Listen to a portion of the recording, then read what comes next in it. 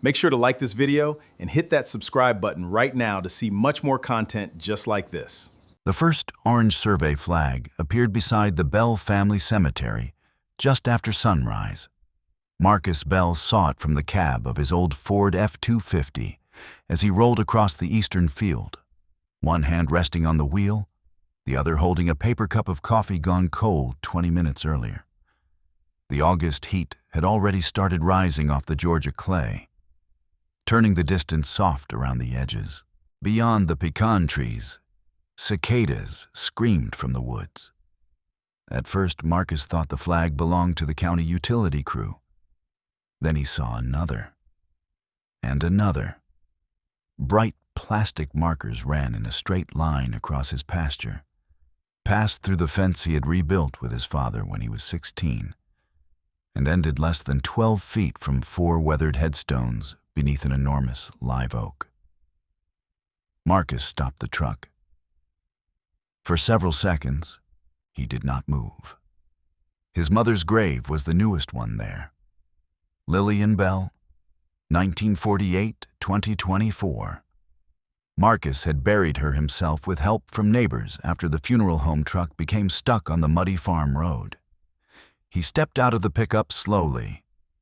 2 men wearing reflective vests stood near a tripod-mounted surveying instrument farther downhill.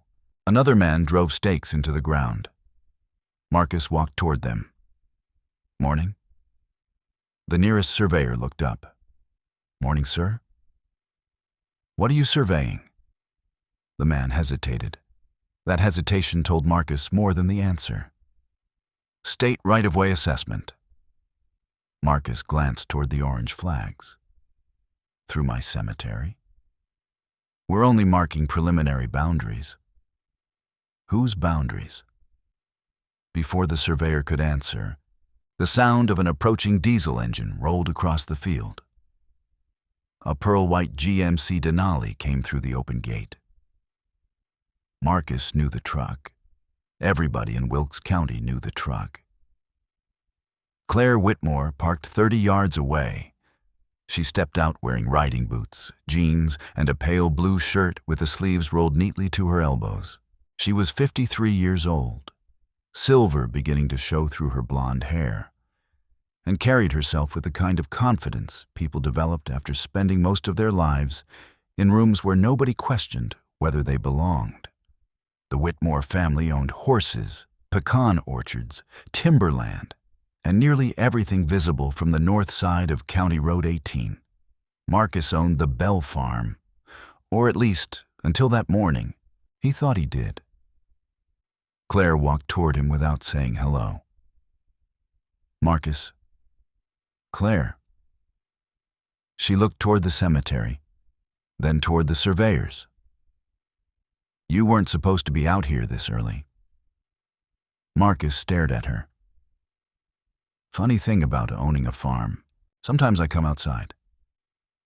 Claire exhaled. "I was planning to call you." "About people driving stakes beside my mother's grave?" "About the boundary." Marcus looked back at the orange markers. "What boundary?" Claire folded her arms. "The Whitmore boundary."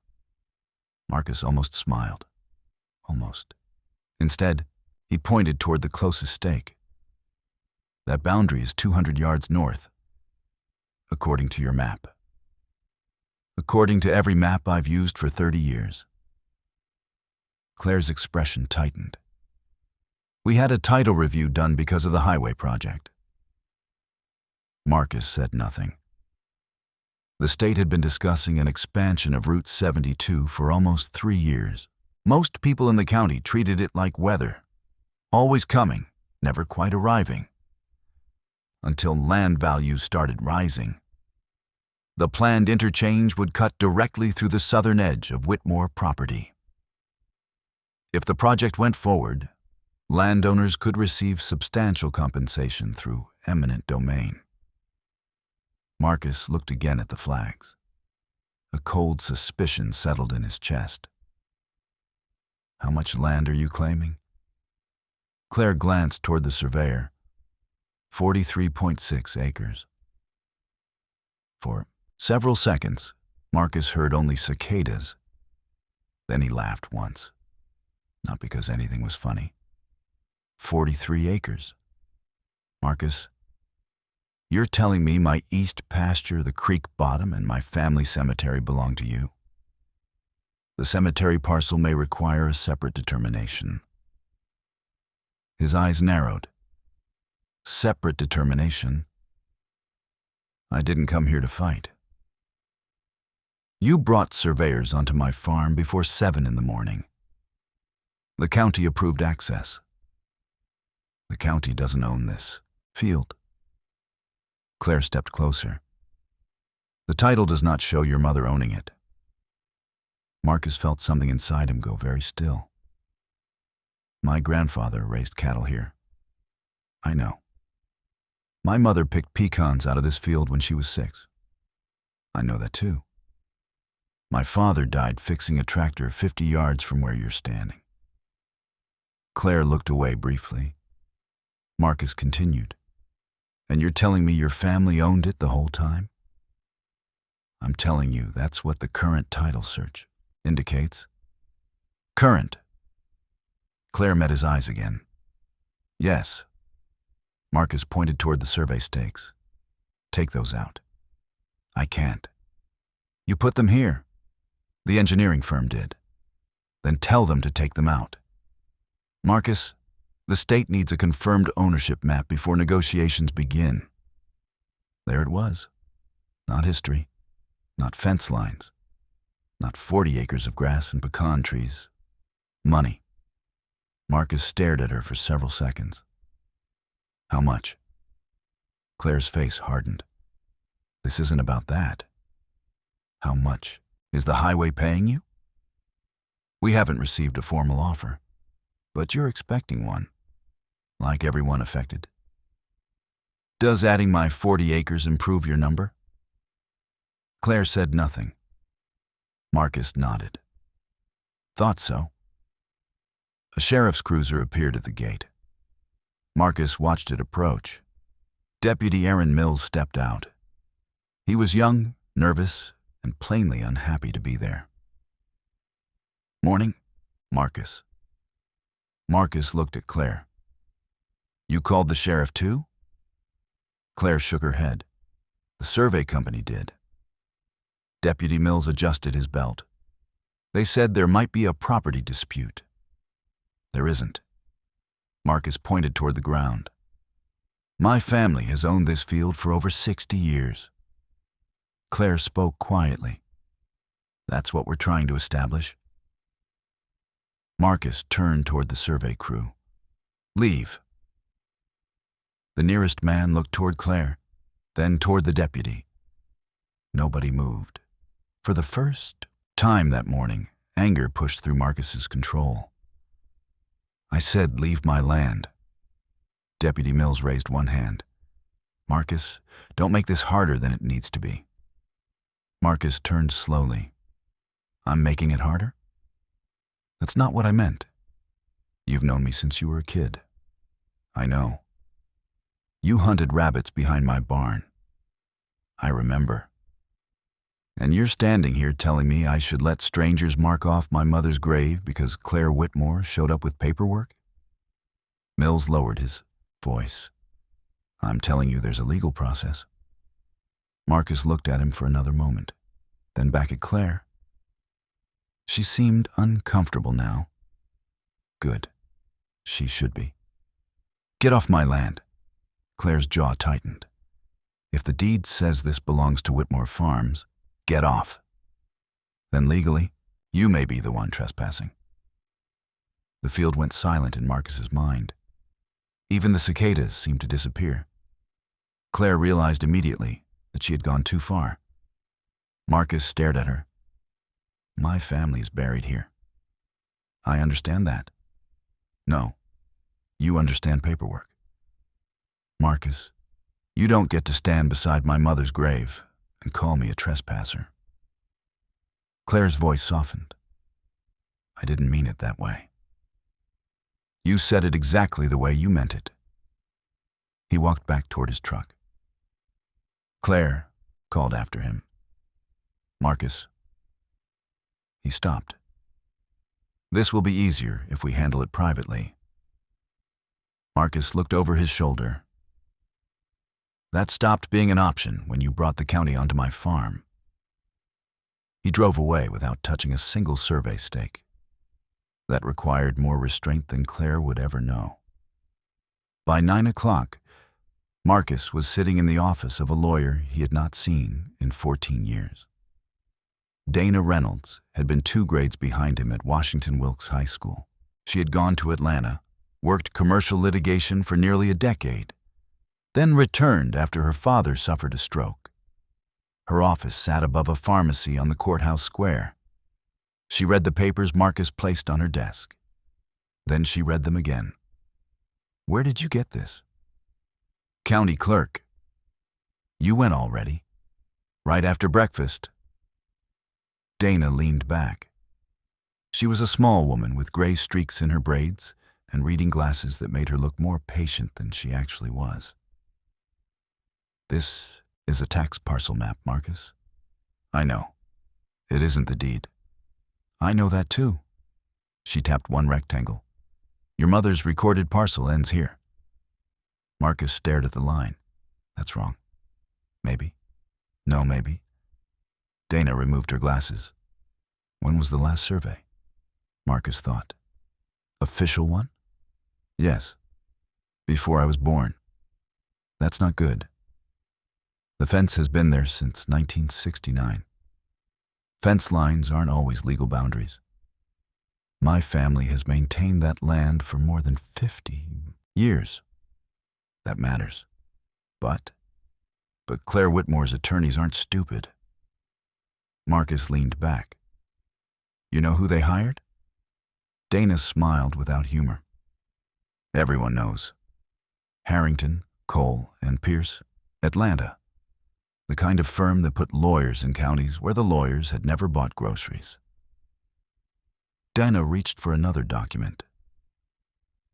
This is the highway corridor. Marcus nodded. If Whitmore owns that disputed acreage, their compensation package could increase significantly. How significantly? Possibly 7 figures. Marcus let out a low breath. There it was.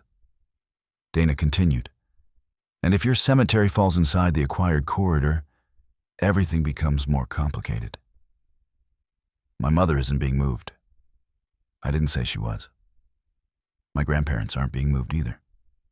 Marcus. No. Dunn has studied him. I need facts before anger. I have facts. You have family history. Same thing where I come from. In court, they're cousins, not twins. Marcus looked toward the window. The courthouse stood across the square, its white columns bright beneath the late morning sun. Donna asked, Do you have your mother's papers? Some. Your grandparents? Probably boxes in the house.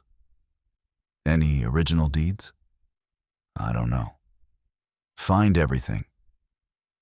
Marcus stood. Dunn has said, one more thing. He turned. Don't confront Claire again. She came onto my property. I understand. Apparently, everybody does. I'm serious.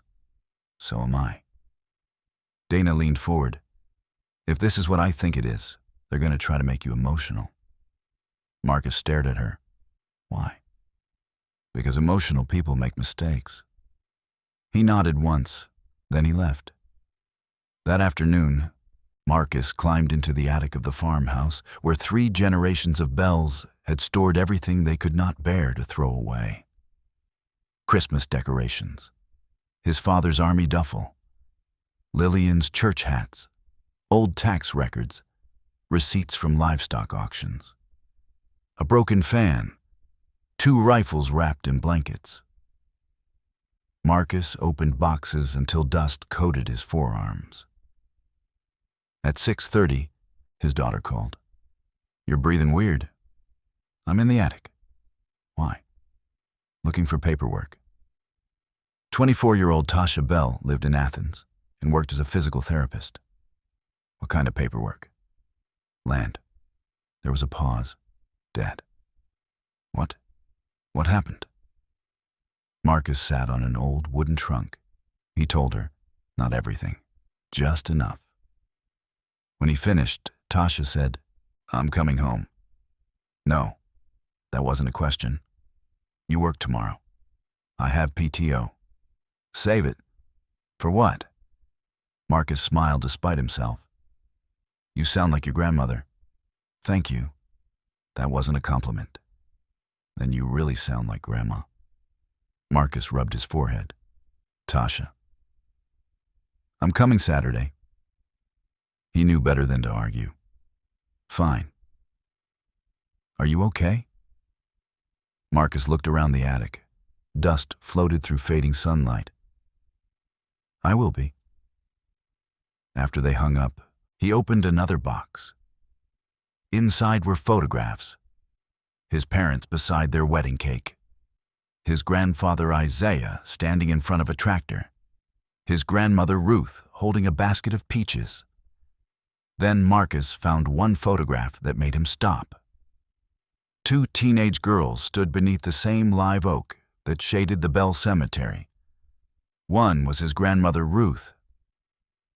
Marcus recognized her instantly. The other girl was white. They were holding hands. On the back, written in faded blue ink, were 4 words, Ruth and Ellie, 1946. Marcus stared at the name, Ellie. Something about it scratched at his memory. He carried the photograph downstairs. 2 days later, Dana called. I found the Whitmore deed. Marcus straightened in the tractor seat. And it's messy. Whose land is it? Come to my office. Dana, come to my office. An hour later, Marcus sat across from her. She placed 2 photocopies side by side. This is a deed filed by Charles Whitmore in 1978. Claire's father. It describes the Whitmore property as 612 acres. Okay. Dana pointed. This description includes the disputed 43. Marcus frowned. So, Claire's right? I'm not done. She slid the second document over. This is your mother's deed from 1992. Marcus recognized Lillian's signature. 408 acres. Right. But her tax map shows 451. Dana nodded. Exactly. Marcus stared at her. Say that in normal English. Your family has been paying taxes on 43 acres that do not appear in your mother's recorded deed. How? I don't know. And the Whitmores? Have also apparently been paying taxes based on an acreage calculation that includes it. Marcus blinked. Both families paid taxes on the same land? Looks that way. For 30 years. Possibly longer. Marcus sat back. How does a county not notice that? Dana laughed. Have you met counties? Marcus did not smile. Dana leaned forward. There is another problem. Of course there is. The 1978 Whitmore deed references an earlier instrument. What instrument? Book 61, page 214. So page 214 is missing. Marcus looked at her. Missing how? Torn out. You're kidding. I'm not. Recently? Impossible to tell. Marcus took the photograph from his pocket. I found this. Dana looked at it. Who's the white girl? That's what I'm wondering. He turned the photograph over. Dana read the inscription. Her eyes changed. Ellie. You know something? Claire's grandmother was Eleanor Whitmore. Marcus felt the room narrow. Dana looked again at the photograph. She would have been Eleanor Lang before she married. Marcus said nothing. Dana reached for her computer. She searched. A minute later, she stopped typing. Marcus. What? Eleanor Lang was born in 1931. So was my grandmother. Dana looked at him. They went to different schools. Obviously. Probably different churches. Obviously. And somehow they're standing under your cemetery tree holding hands in 1946. Marcus looked at the picture. 2 girls. 15 years old, smiling. Not acquaintances, not strangers. Family, Marcus thought. Then immediately rejected the idea. Maybe they were friends. Dana did not answer. Saturday morning, Tasha arrived with grocery bags, a laptop, and enough determination to invade a small country. By noon, she had transformed Lillian's dining room into an archive. Grandma kept everything. Marcus opened another envelope. Except, apparently, the deed we need. Don't disrespect her filing system. There is no filing system. There is absolutely a filing system. What's the system? Tasha held up a church bulletin containing a tractor receipt. Emotional intuition. Marcus laughed. It was the first real laugh he had managed all week. Then Tasha opened a thin Bible that had belonged to Ruth Bell. A folded sheet slipped out. Not a deed. A letter. The envelope had never been mailed. Ruth had written the name Eleanor on the front. Marcus and Tasha looked at each other. "Read it," Tasha said. Marcus unfolded it carefully. The handwriting was shaky.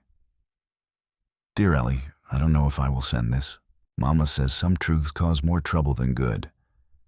But I am tired of pretending I don't know why your father watches me when I come into town." Marcus stopped. Tasha whispered, "Keep going." He did. The letter was not long. Ruth wrote about missing Eleanor, about promises made when they were children, about their mother, not mothers, their mother. When Marcus reached that line, he stopped breathing for a second. Tasha stared at him. "What?" He handed her the page. She read it. Then again. "No." Marcus looked toward the old family photographs lining the wall. Ruth Bell had been black, Eleanor Lang had been white. But photographs from the 1930s and 40s could hide more than people realized. Tasha read aloud softly. "Our mother made us promise never to let land become the thing that separated us." Marcus stood. "Call Dana." By Monday afternoon, they had a name. Margaret Lang, born Margaret Ellis, a black woman according to a 1910 census record, listed as mulatto in 1920, listed as white in 1930. Dana stared at the documents spread across her desk. This happens more than people understand. Tasha sat beside Marcus. "You mean people changed race?" Dana shook her head. "Records changed. Communities changed. People passed. Sometimes for work, sometimes safety, sometimes marriage." Marcus looked at Ruth's letter. Margaret was their mother. Possibly. Not possibly. Dana nodded. Likely. And Eleanor was my grandmother's half-sister. Or full sister. Marcus looked up. Dana tapped another record. Same mother, father's unclear. Tasha leaned back. "So Claire Whitmore is our cousin." Nobody spoke for several seconds. Marcus finally said, "She'll love that." Dana did not smile. "Don't tell her." "Why?" "Because I want more evidence." They found it 3 days later. Not in Georgia.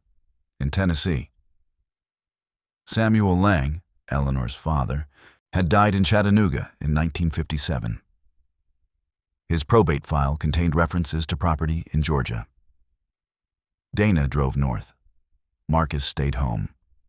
Claire came to see him that afternoon. Alone. No surveyors. No sheriff. Marcus was repairing a hydraulic line in the equipment shed when her truck stopped outside. He wiped his hands. What? Claire remained a few feet from him.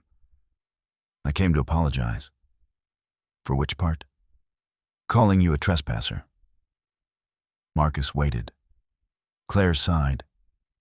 It was unnecessary. Wrong. Word. What word would you use? Wrong. Her eyes hardened slightly. Marcus, the legal ownership is still unresolved. Then why are you here? Because unresolved isn't an excuse for disrespect. That surprised him.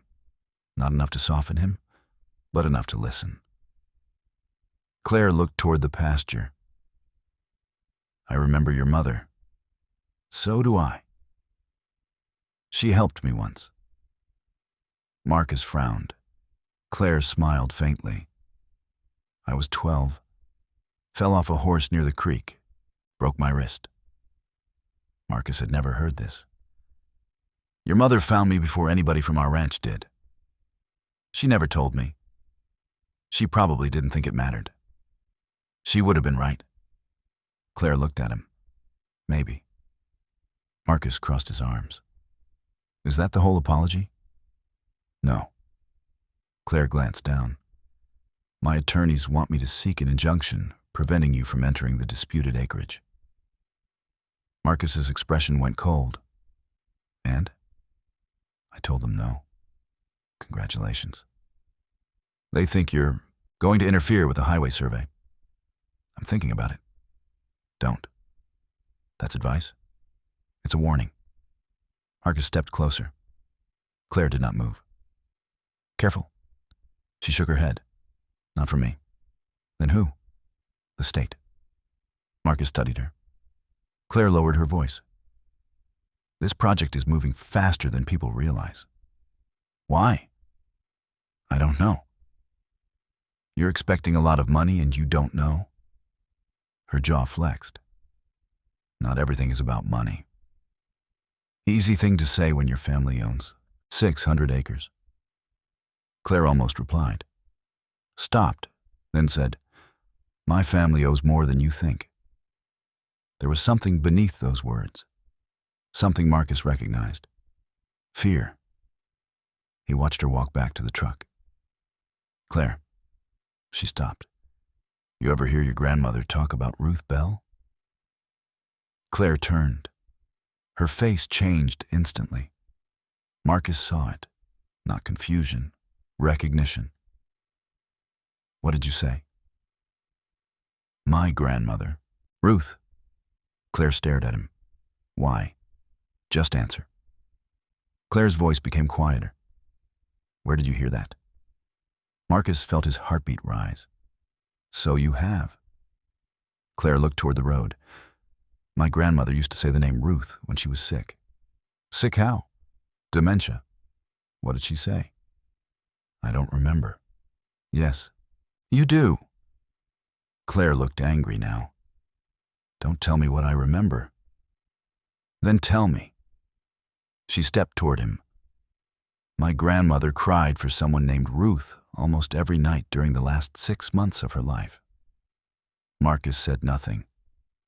Claire continued reluctantly. She kept saying, I didn't keep my promise. A chill moved through Marcus despite the heat. What promise? I don't know. Did your father? Claire's eyes shifted. There, another answer. What did your father know? Nothing. That wasn't convincing. Marcus, what did Charles know? Claire opened her truck door. Leave my father out of this. He put his name on the deed. She froze. Marcus saw the reaction. Then she climbed into the truck and drove away. Dana returned from Tennessee after dark. Marcus and Tasha met her at the farmhouse. She carried a banker's box. Coffee? Tasha pointed toward the kitchen. Fresh. Dana poured herself a cup, drank half, and opened the box. I found Samuel Lang's probate file. Marcus leaned forward. And? He owned land in Georgia. Here? Dana nodded. A portion of what became Whitmore Farms. Tasha whispered. Oh my God. Donna removed a photocopy. But that isn't the important part. What is? He inherited it through his wife. Margaret? Yes. Donna placed another document on the table. Margaret Ellis Lang died in 1953. Marcus stared at the paper. Her will? No. A deed. Dana paused, transferring 87 acres to her daughters. Marcus looked at Tasha. Daughters? Dana nodded. Ruth Ellis and Eleanor Lang. Silence filled the kitchen.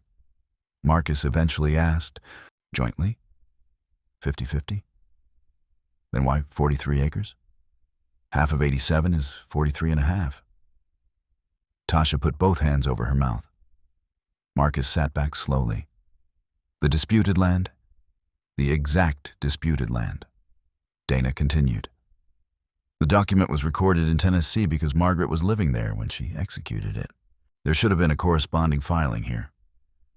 But page 214 is missing? Exactly.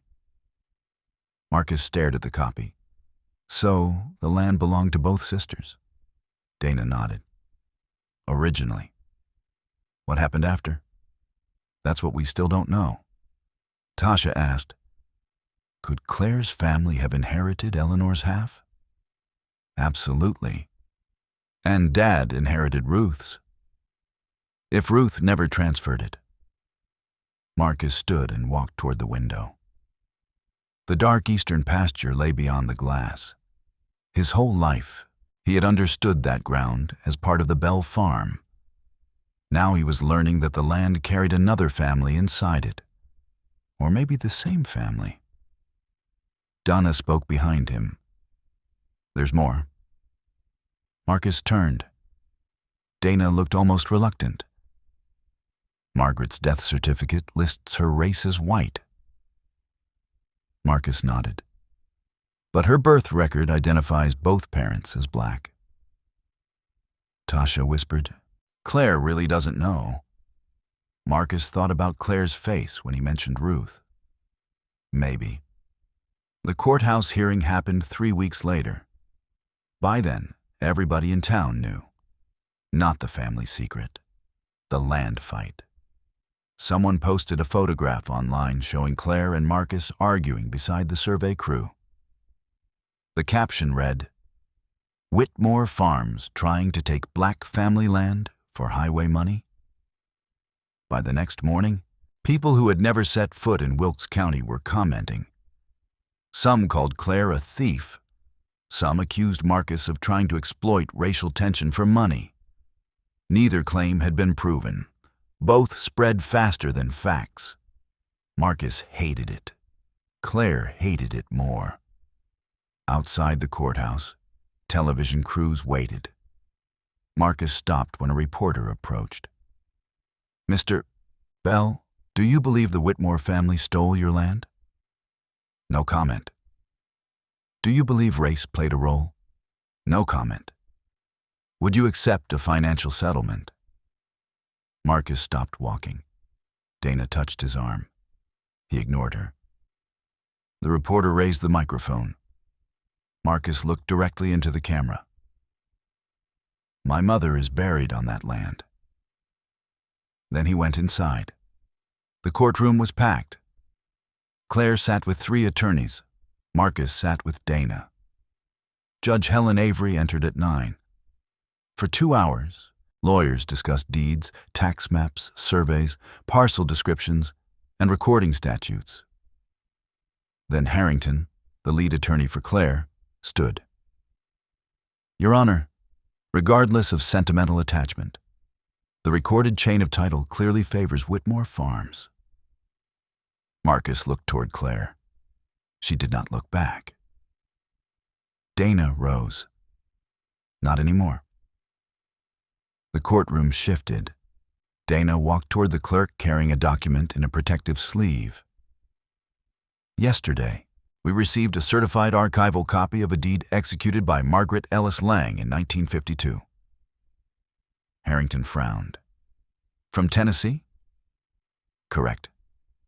What relevance? Dana turned toward the judge. It conveys the disputed property jointly to 2 daughters. The judge adjusted her glasses. Names? Dana looked across the courtroom. Ruth Ellis Bell and Eleanor Lang Whitmore. A murmur swept through the room. Claire stared at Dana. Marcus watched Claire's face go pale. Judge Avery struck the bench, lightly. Quiet. Harrington stood. Your Honor, we have not reviewed this document. You will, Dana continued. The deed identifies both women as daughters of Margaret Ellis Lang. Claire turned toward Marcus. He met her eyes. For perhaps the first time since the dispute began, neither looked angry, only stunned. Judge Avery read silently. Then she looked at Dana. Miss Reynolds, if authentic, this establishes joint ownership as of 1952. Yes, Your Honor. But it does not establish present ownership. No. Harrington seized the opening. Exactly. Dana turned. No one said it did. She returned to the table. Marcus whispered, That's it? For today. I thought we had them. Dana looked at him. This isn't a football game. The judge ordered a full title examination and temporarily prohibited either party from altering the disputed land. Outside, reporters descended. Claire escaped through a side door. Marcus was not so lucky. Mr. Bell, Marcus, is Claire Whitmore related to you? Did the Whitmore family conceal the deed? Are you suing? Donna guided him toward the parking lot. Then Marcus heard someone call his name differently. Not a reporter. Mr. Bell? An elderly black man stood beside a faded Buick. He wore suspenders and held a cane. Marcus slowed. Yes? My name is Elijah Freeman. Dana stopped too. The old man looked toward the courthouse. My daddy worked for Charles Whitmore. Marcus felt something tighten. When? Most of his life. What do you want? Elijah reached into his jacket. I think I got something belongs to you. He handed Marcus a small brass key. What's this? Elijah looked at Dana. Your lawyer ought to come. An hour later, they stood inside a closed feed store 8 miles outside town. Elijah Freeman's family had owned it since 1963. The store had not operated in 12 years. Dust covered everything. Elijah led them into a back office. There was an old steel filing cabinet against the wall. He inserted the brass key into the bottom drawer.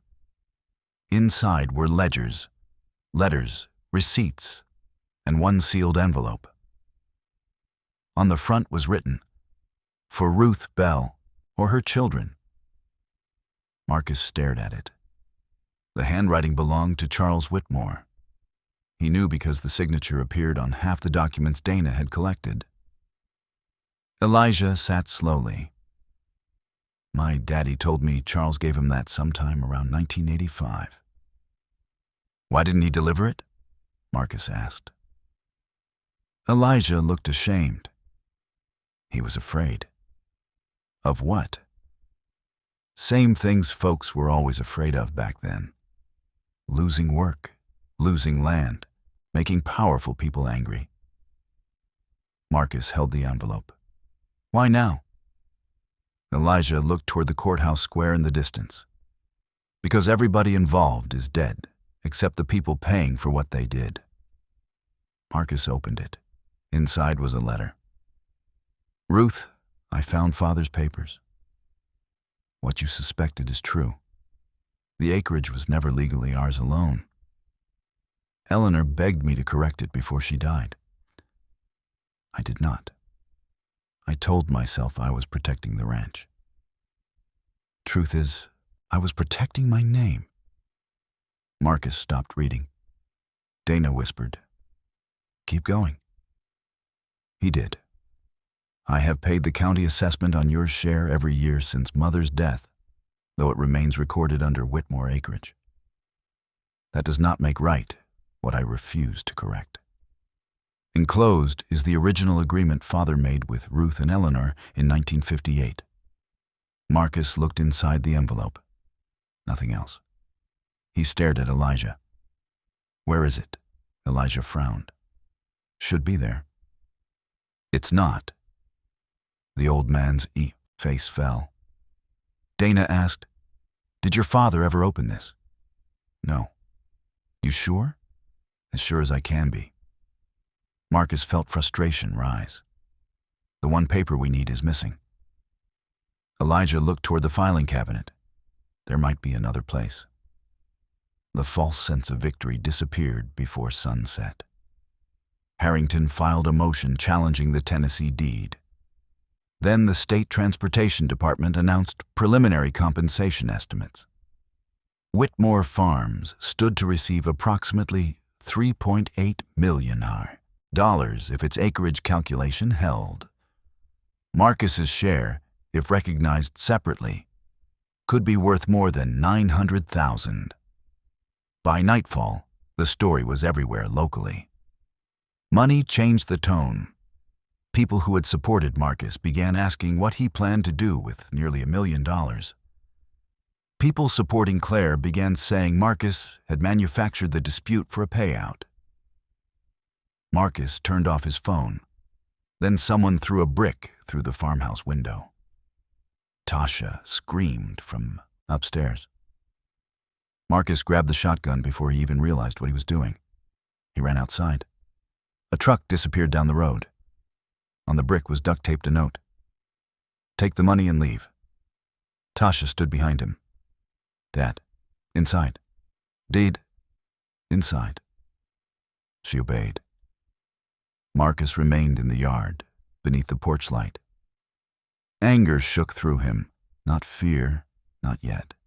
He had spent 22 years in the Army Reserve while farming full-time, including 2 deployments where fear had become something he understood physically. This felt different. This was home. Someone had brought hatred to his mother's porch. The next morning, Claire arrived. Marcus nearly told her to leave. Then she saw the broken window. What happened? Ask around. Her expression changed.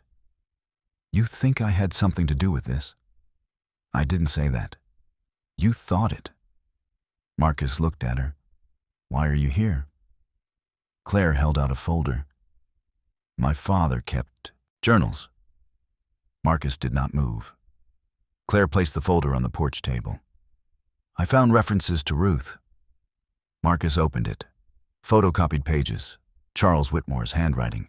June 4th, 1978. "Father says Ruth will never challenge us. I told him that doesn't make it ours." Another. "Ellie asked me again to fix the Eastern Tract. She says we cannot die with this unresolved." Marcus looked up. "Ellie?" "My grandmother." "You called her Ellie?" Claire shook her head. "My father did." Marcus continued reading. March 1981. "The bank would call the note if the acreage changes. We would lose everything. Ruth doesn't need the land. At least, that's what I keep telling myself." Marcus closed the folder. Claire stared toward the fields. "My family almost lost the ranch in the 80s. I know what that's like. My father mortgaged everything, using my family's land." Claire flinched. "Apparently." Marcus looked at her. "You knew none of this?" "No. But you knew Ruth's name." "I knew my grandmother cried for her." "That's all?" Claire hesitated.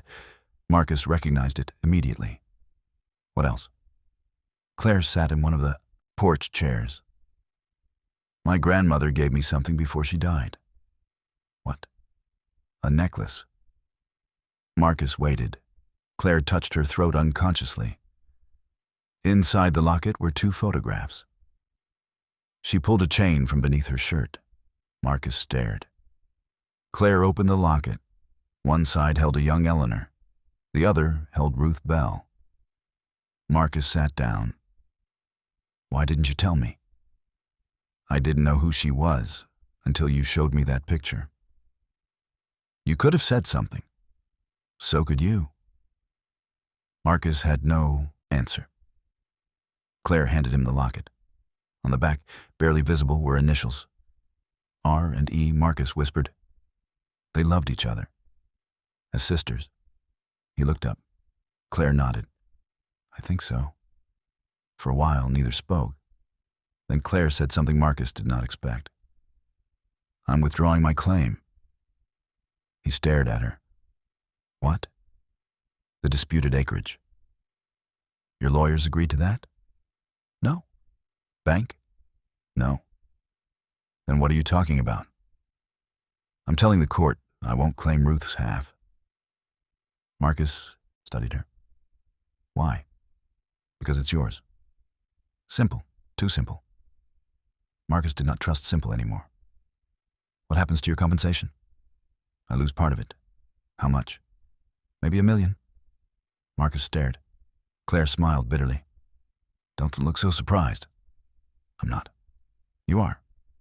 Little bit. She stood. But there's a problem. Of course. My ranch debt. Marcus waited. The highway payment is how I plan to clear it. How much? Claire looked embarrassed. $2.4 million. Marcus whistled softly. Claire. I know. What did you do? Expanded too fast. Bought horses I shouldn't have bought. Lost contracts during COVID. Then feed costs went up. Marcus shook his head. Rich people sure do find expensive ways to go broke. Claire laughed once. It surprised both of them. Then she became serious. If the compensation drops too far, the bank may move. You could sell acreage.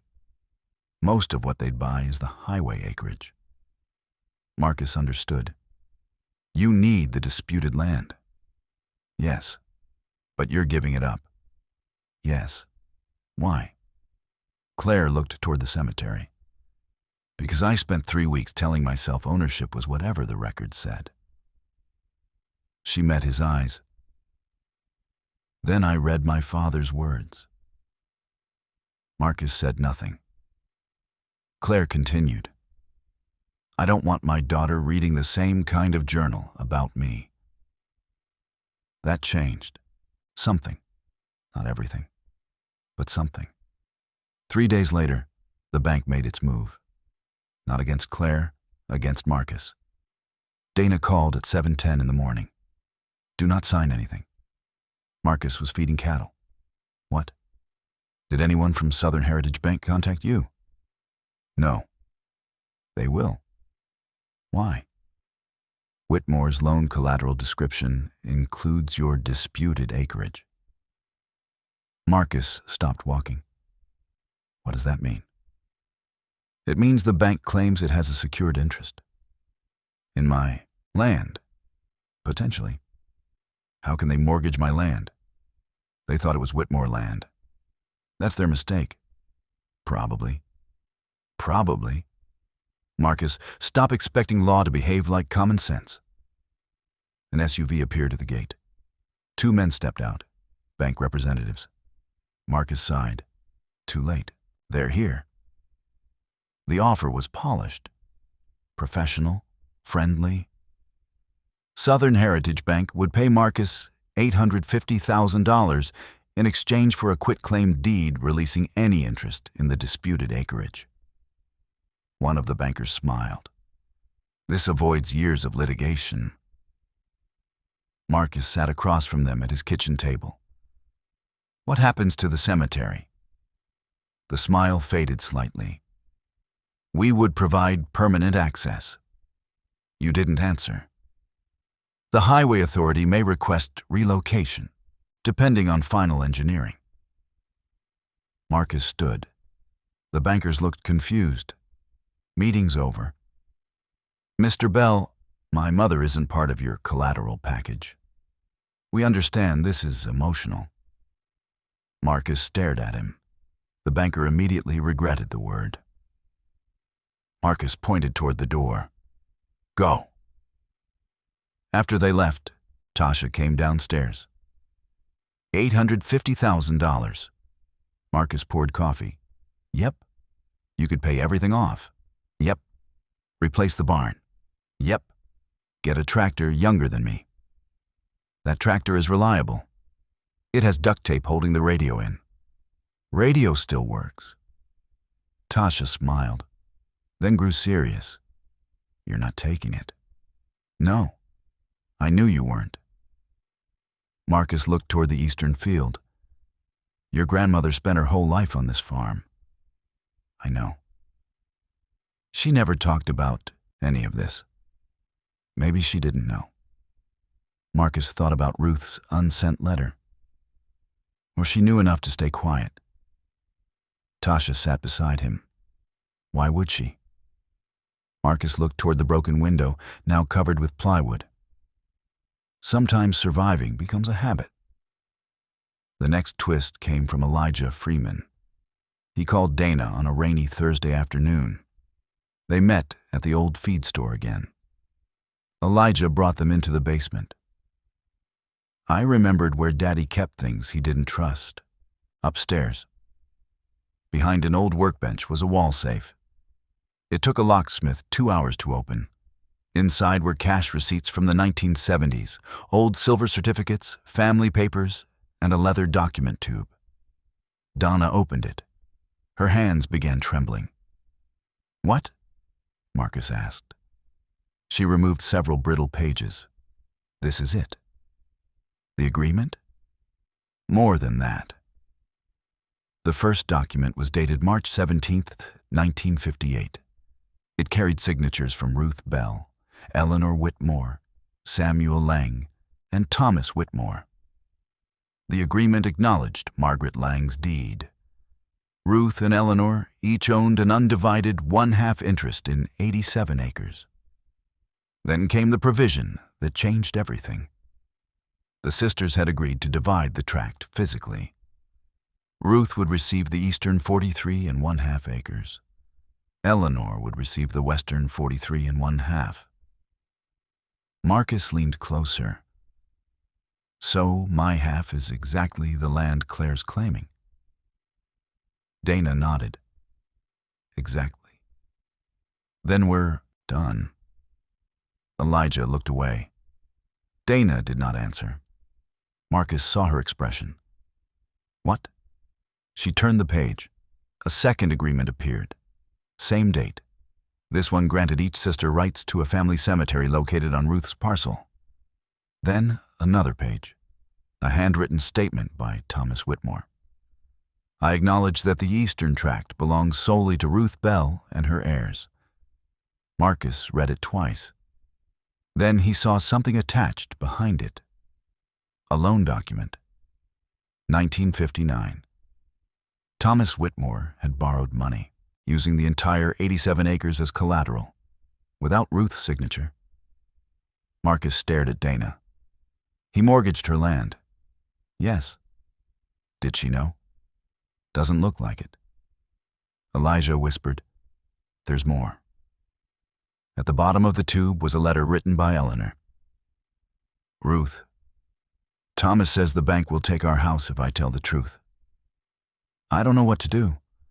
You told me land wasn't worth losing family over. But I think we've already lost each other. I am sorry. Marcus sat down. Suddenly, the dispute no longer looked like two modern farmers fighting over acreage. It looked like something that had started with two sisters. One black, one white. One living openly as who she was. One absorbed into a white family whose survival came to depend on silence. And every generation afterward had inherited the silence like debt. Dana photographed everything. We file tomorrow. But somebody already knew. That night, the feed store burned.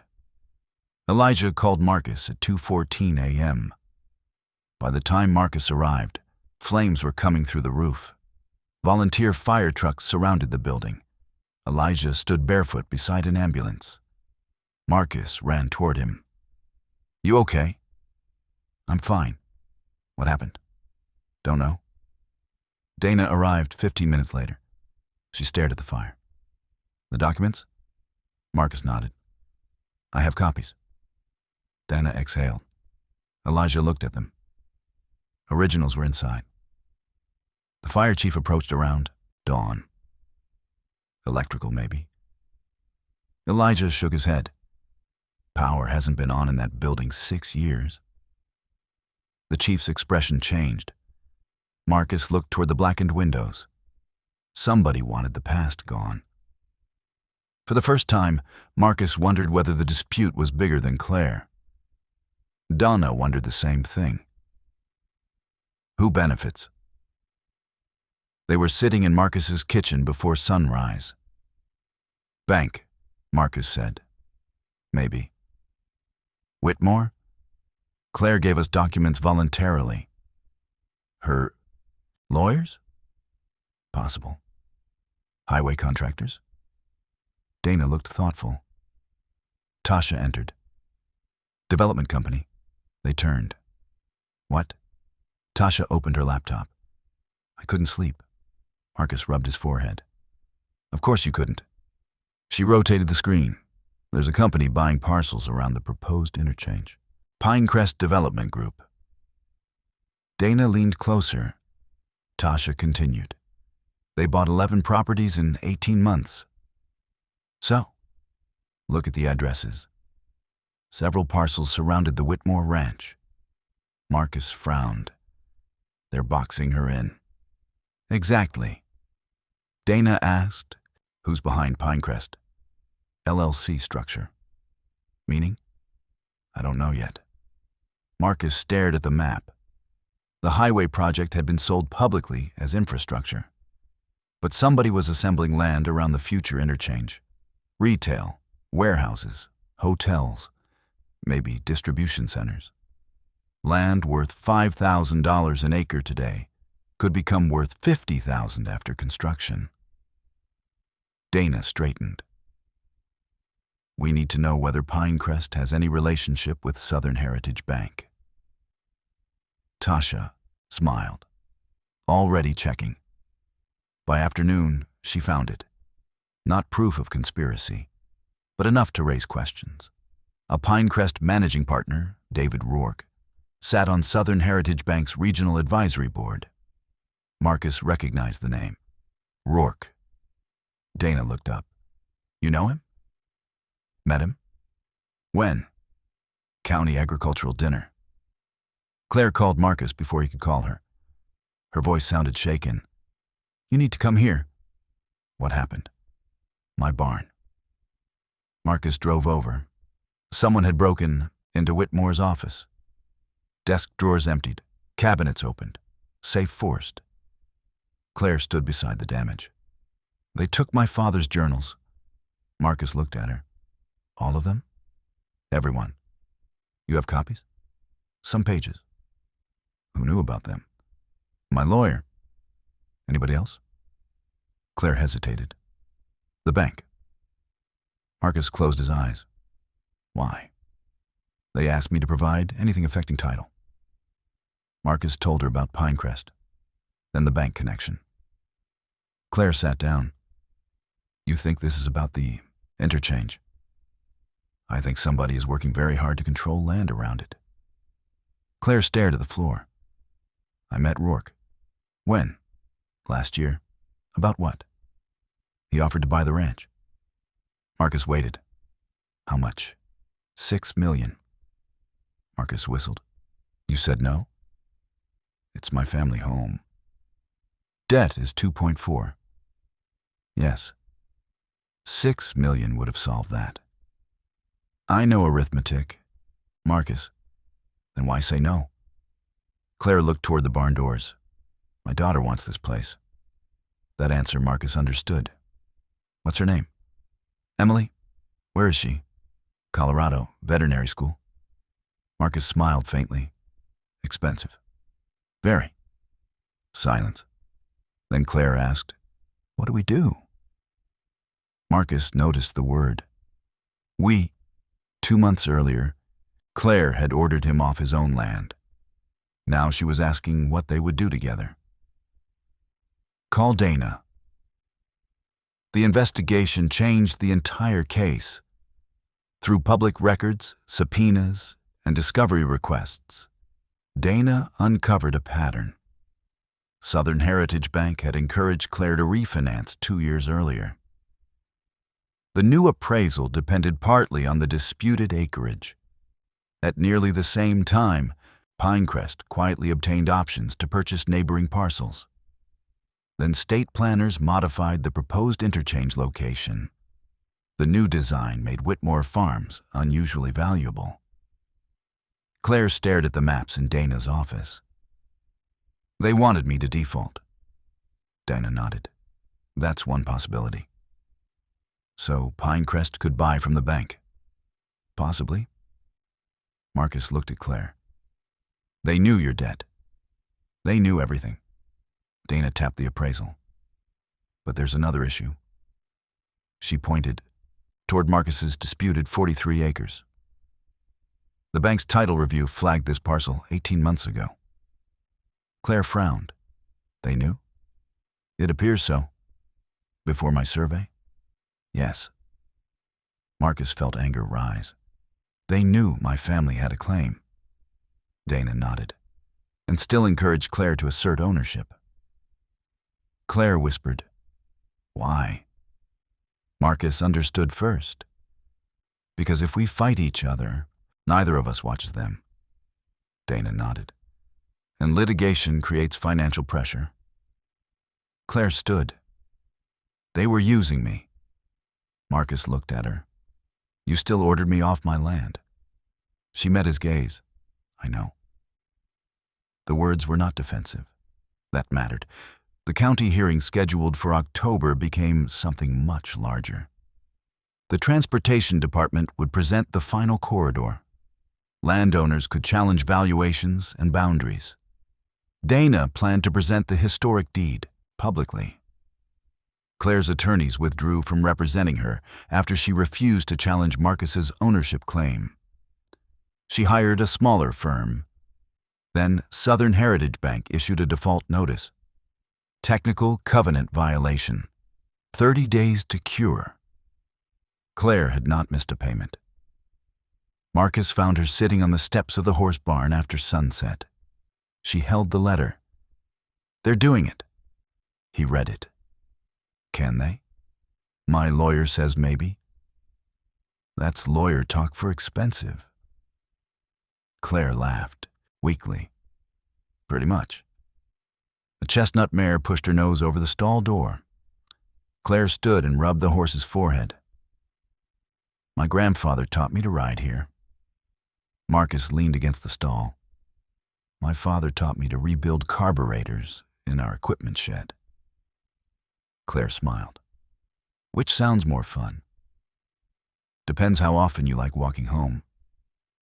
She laughed. Then her eyes filled. Marcus politely looked toward the pasture. I may lose it. You don't know that. If they accelerate the debt, they won't. You can't know that. No. Marcus turned. But I know something you told me. What? You don't want your daughter reading the same journal about you?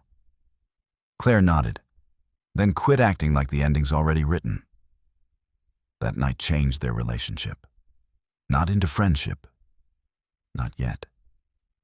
But into trust. Careful trust. The kind built by two people standing on opposite sides of an old wound and realizing somebody else had been widening it. A week before the hearing, Tasha found the final piece. She was researching Margaret Lang's ancestry when she uncovered an archived oral history project from a Georgia university, recorded in 1987. Interviewee, Ruth Bell. Marcus stared at the screen. My grandmother? Tasha nodded. The audio file lasted 47 minutes. Ruth spoke about farming, segregated schools, cotton, her mother. Then at minute 38, the interviewer asked about land ownership. Ruth became quiet. Her recorded voice came through the laptop speakers, older than Marcus remembered and somehow exactly the same. My mama left me some land. The interviewer asked what happened to it. Ruth laughed softly. Depends who you ask. Marcus closed his eyes. Ruth continued. My sister and me divided it. Then her husband needed money. After that, papers got confusing. Did you challenge it? No. Why not? Long pause. Because my sister came to my house crying. Marcus opened his eyes. The recording continued. She said if I fought her husband, Bank would take their home. She had babies. I had babies. So I told her we'd fix it later. The interviewer asked, Did you? Ruth answered quietly, No. Then came the line that made Marcus grip the edge of the table. I thought keeping peace was kindness. Sometimes silence just hands trouble to your children. Tasha was crying.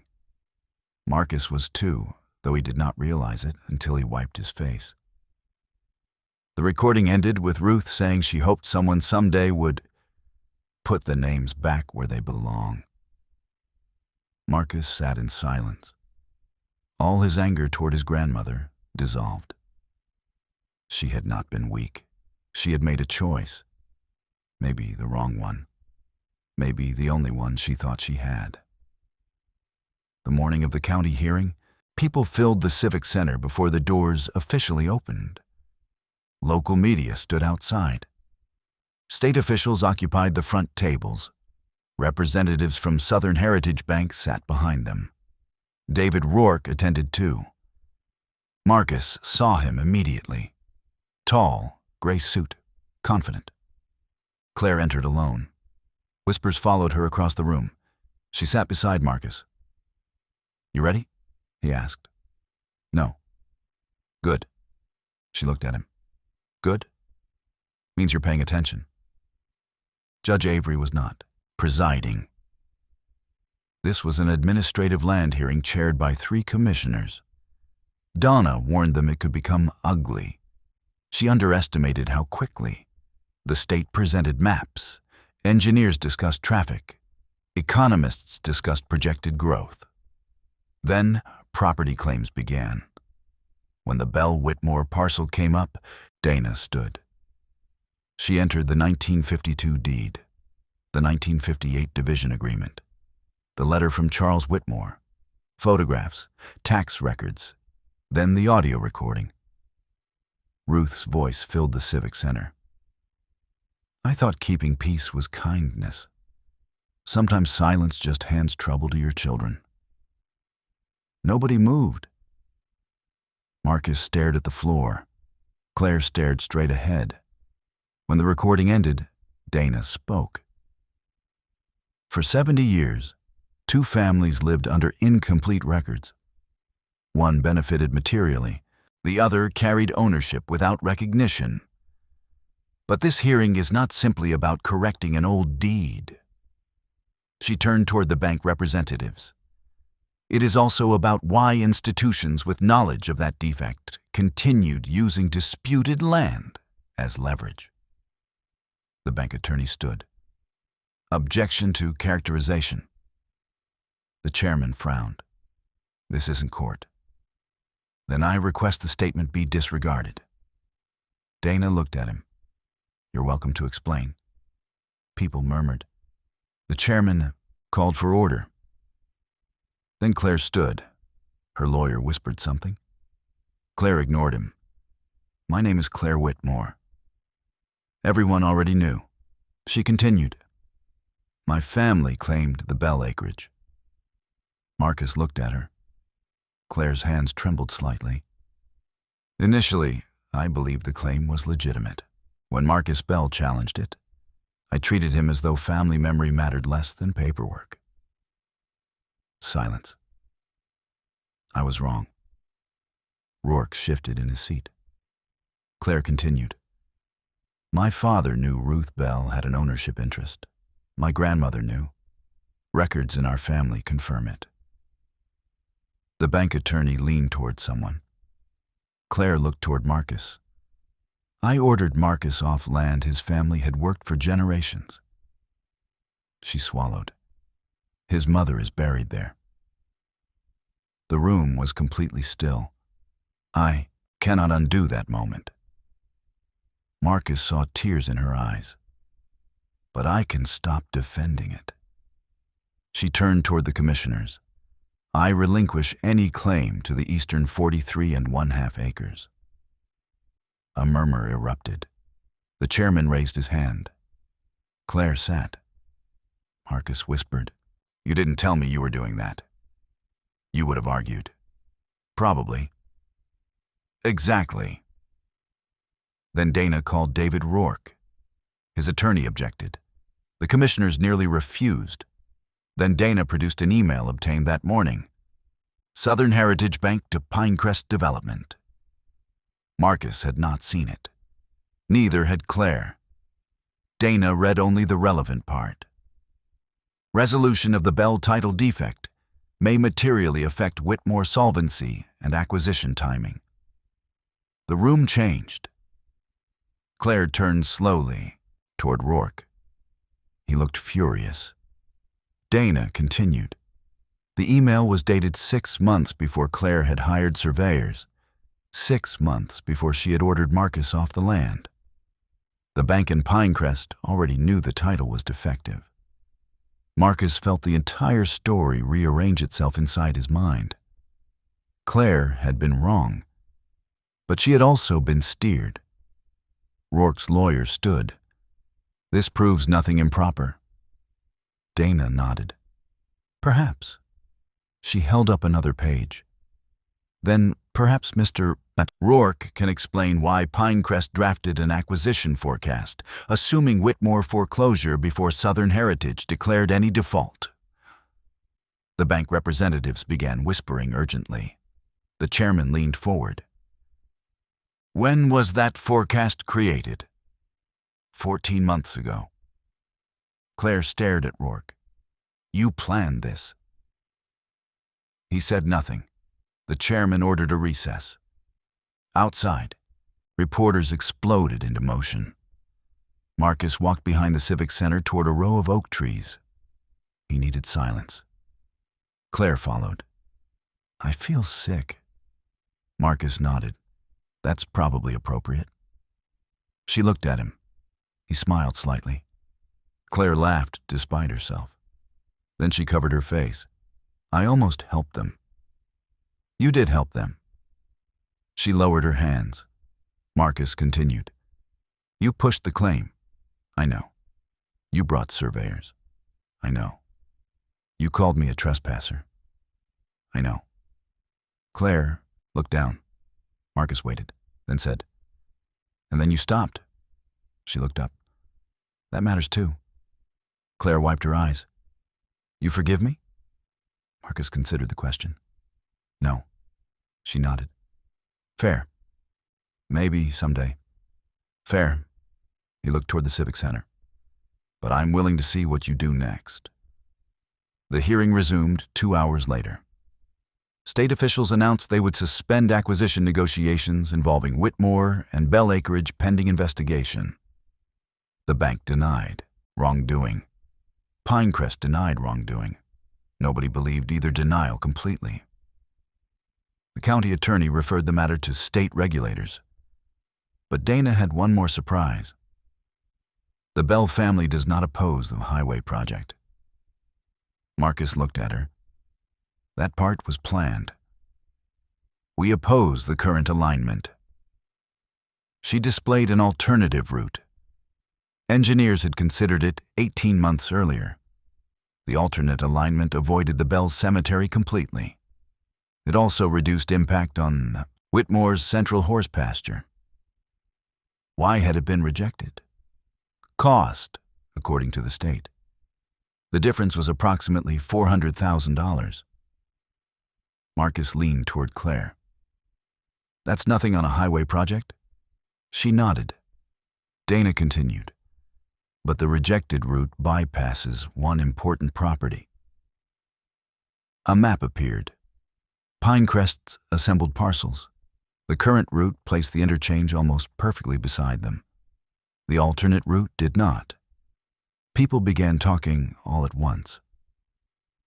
Rourke stood and left. Cameras followed him.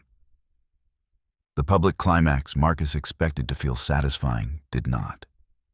There was no lightning strike, no confession, no villain dragged away in handcuffs. Real justice rarely behaved that neatly. Instead came investigations, depositions, audits, letters, meetings, months. Southern Heritage Bank eventually withdrew Claire's default notice after regulators began reviewing its lending practices. Pinecrest's development agreement collapsed after investors pulled out. David Rourke resigned from the bank advisory board. No criminal charges were filed immediately. Marcus found that frustrating. Donna reminded him that consequences did not always arrive wearing handcuffs. The Transportation Department reopened the highway alignment study. 6 months later, the alternate route was selected. The Bell Cemetery remained untouched. Marcus visited his mother's grave the evening the announcement became official.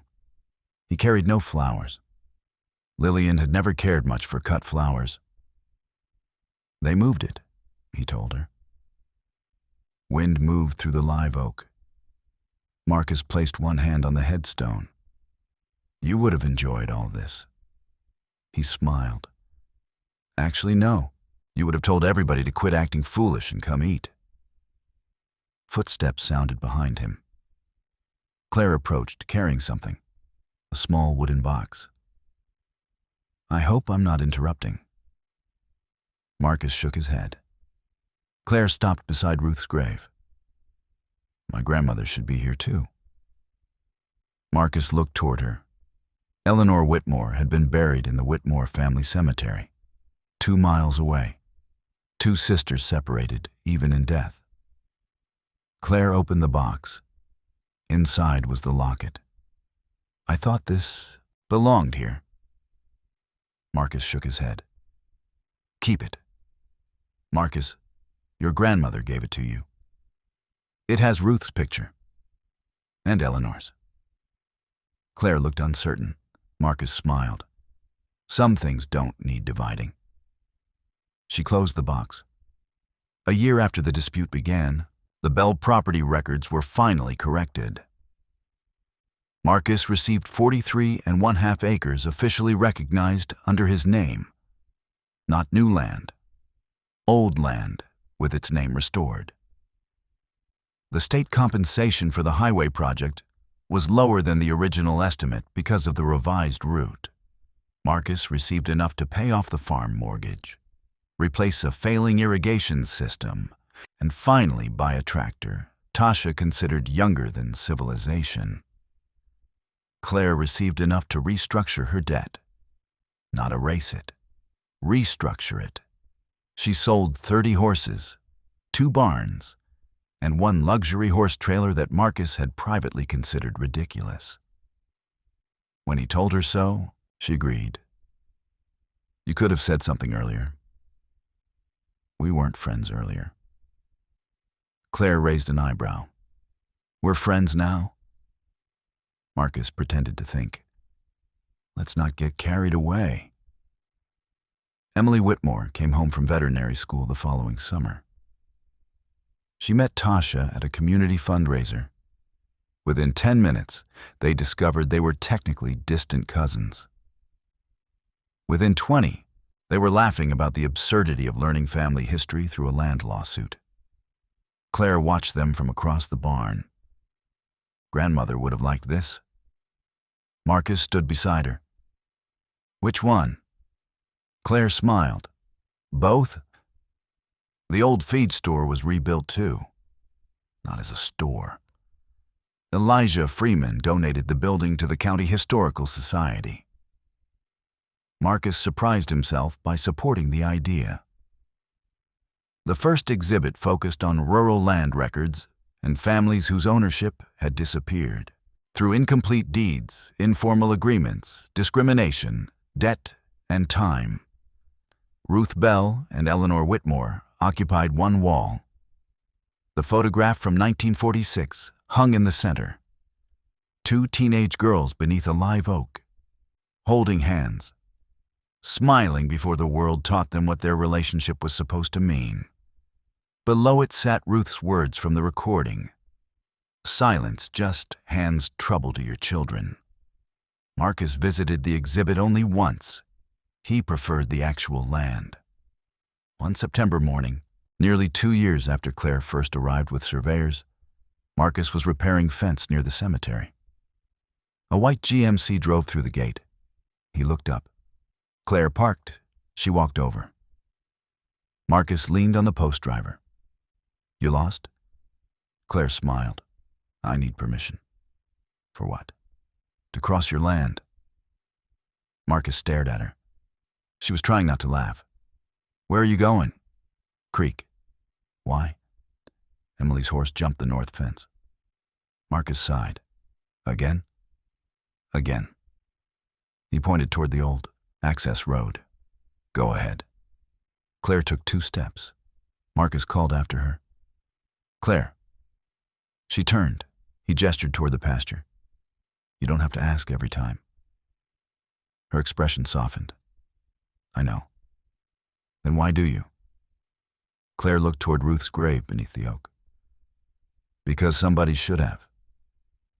Marcus understood. He returned to the fence. The new posts followed almost exactly the same line his father had set decades earlier. The difference was that now the maps agreed. The records agreed. The county agreed.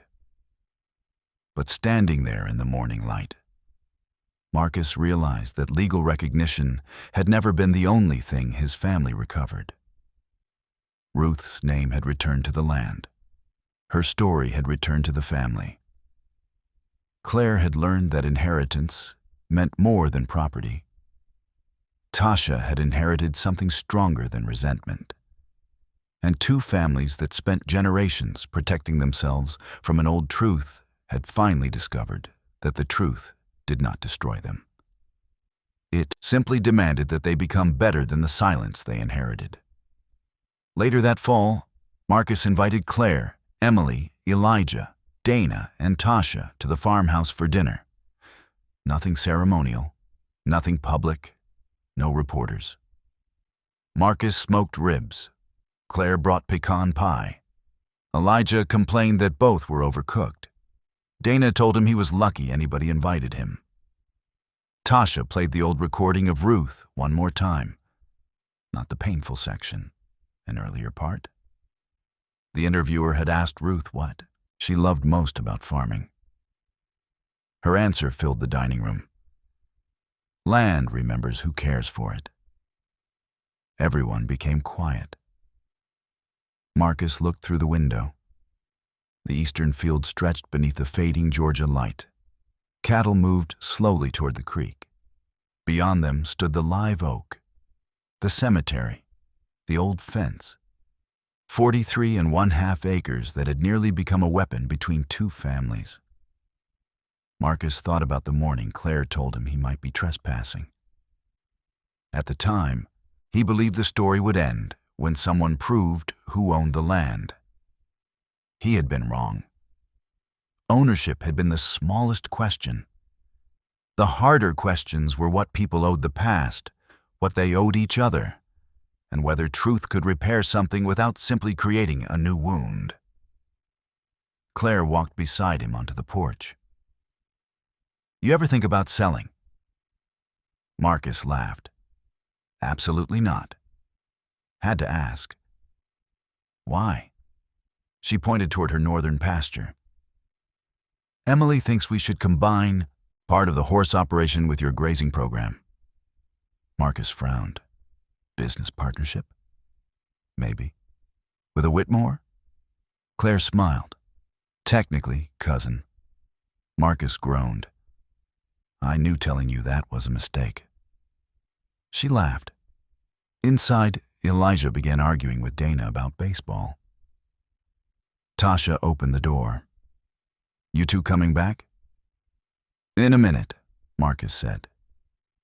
Claire remained beside him. The sunset turned the field copper. For generations, Ruth Bell's part of the land had existed in a strange place between memory and law. Everybody closest to it knew something. Nobody knew enough. One family had benefited from silence. Another had learned to survive inside it. Marcus understood now that justice could not change what happened to Ruth. It could not give Eleanor another chance to keep her promise. It could not erase Charles Whitmore's fear or the choices he made because of it. It could not erase Claire's humiliation of Marcus that first morning. But justice could draw a line, not a fence line. A line between what had been accepted before and what would be accepted now. Marcus looked toward the cemetery one final time. His mother's stone stood beside Ruth's. Behind them, the live oak spread its branches over both. He imagined Ruth and Eleanor there as girls again, before deeds, before banks, before families divided themselves into separate stories. Two sisters holding hands beneath a tree. Claire touched the porch railing. My father used to say land is the only thing worth fighting for. Marcus looked at her. My grandmother would have disagreed. What would she say? He thought about Ruth's recorded voice, about the unsent letter, about the land she chose not to fight for because she believed she was protecting her sister. Marcus smiled. She'd probably say people are worth fighting for. Claire nodded. Then Marcus opened the door, and they went inside together. Outside, the Bell field settled into darkness. The deed was finally right.